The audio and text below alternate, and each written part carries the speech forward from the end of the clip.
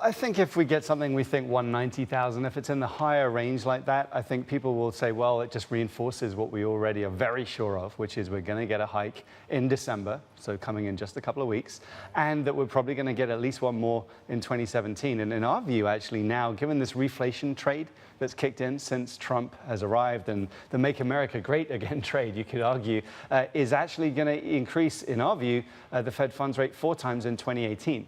So it's quite a major sea change from what we were thinking before. What about 2017 though? 17 we only think once. And the main reason there is actually there's a lot of practicalities to think through. There's been a tightening of financial conditions. The US yields are higher, the dollar is higher. We're going to see this rate hike now. We think only one more. Some of the job for the Fed for 2017, that is. I think so. And also the fiscal stimulus and all of this extra growth that you'll get. Until 18. It's going to take a while. Yeah, and that's assuming it's not watered down that much. Yeah. Yeah, interesting stuff here. The other question we're grappling with here is in terms of the dollar. Where are we headed, do you think?